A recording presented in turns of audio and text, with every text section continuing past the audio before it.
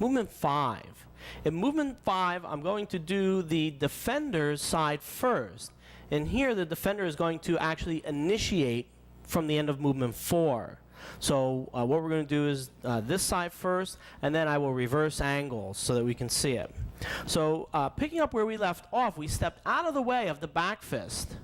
With the tiger's mouth, we're going to first step to a Tai Chi with the right heel. Let the right hand push the arm across and lift up slightly as we roll forward and shoulder strike, bringing the right shoulder into the side of the ribs. Now we reverse our angle. Again, we stepped out of the way of the back fist. We're holding the elbow. We're going to step. As we step, the elbow gets pushed to the side and lifted up. There we're going to cross the opponent. We roll forward and shoulder strike, using the top of the shoulder to strike the opponent. Now we'll do the attacker's side. Going from the back fist. From the back fist, as the opponent comes in the shoulder and pushes the arm across, we retreat to a Tai Chi. Bring the right hand underneath. We're going to clear the hand off of the elbow. As we do this, the left foot is going to step around.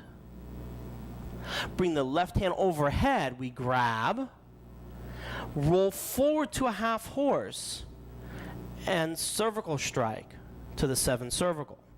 Adjust the back toes in if you need to. You should be in a half horse here. If your toes are out, slightly adjust them in. If your angle was good, then you won't have to adjust your feet in.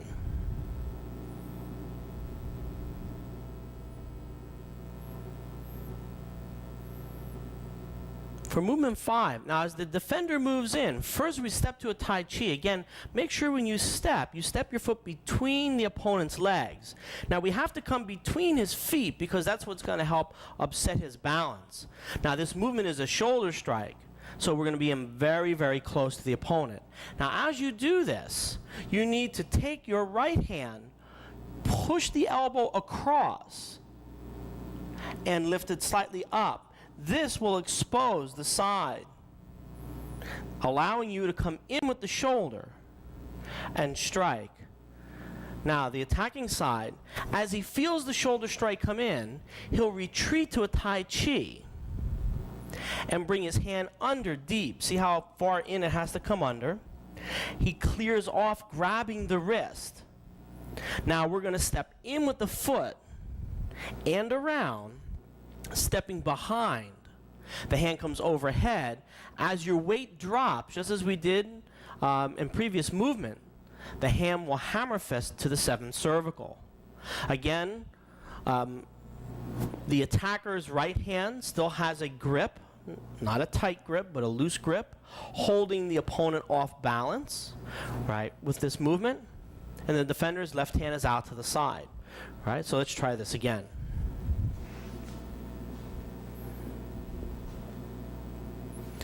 Here, the two things that happen all the time is that first, that the attacker tends to move out of the way of the shoulder strike too soon. So you have to remember, like push hands, until we feel the shoulder on the body, the shoulder has to come onto the body, we don't retreat back.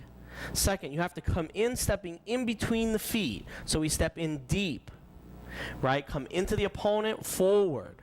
As you feel that shoulder come in, retreat to the Tai Chi. Step around, come back behind, make sure that you adjust your right foot forward to a half horse. Also notice here what's happening. We're attacking and counterattacking on degrees of 45 and 90. So here we came across, right? We stepped around. Now we bring our attack on an opposite angle. So what we're doing is we're attacking from the weak side of what the people are doing. Right? So again, this is part of Tai Chi, learning how to change your angles and change your directions. All right? So we try this again.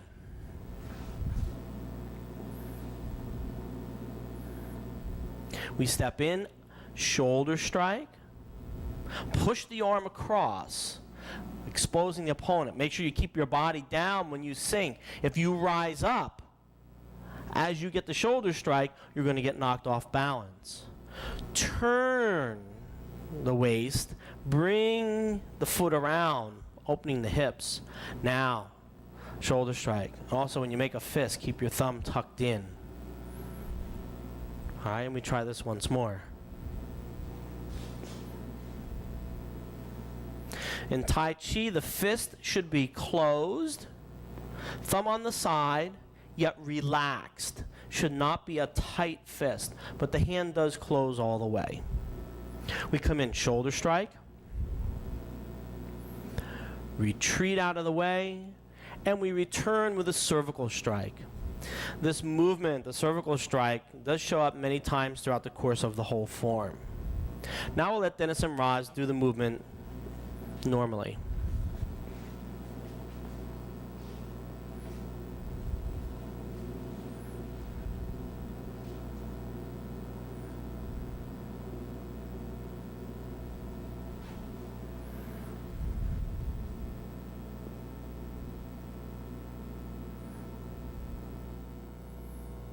Now looking at the reverse angle.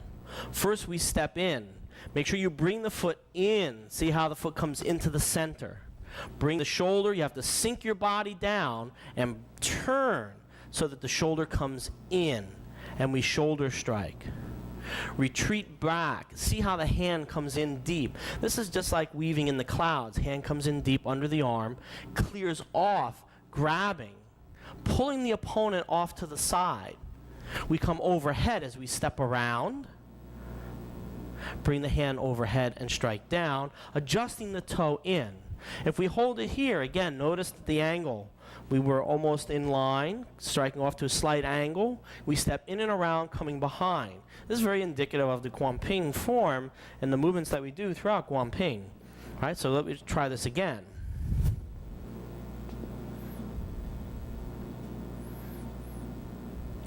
We step in, shoulder strike. Using sensitivity, we retreat, clear.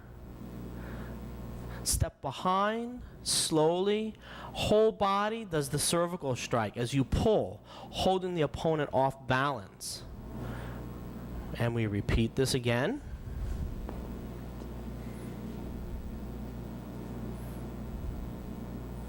Step in, disrupt the center. Come in deep. Come under, step around, and cervical strike. Now we'll allow Roz and Dennis to repeat this one more time at their normal speed.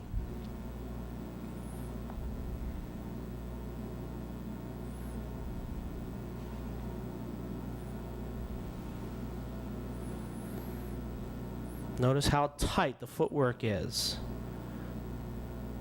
But when you finish your final movement, your good half horse, very stable. Notice how in close they are as you do each of the martial applications.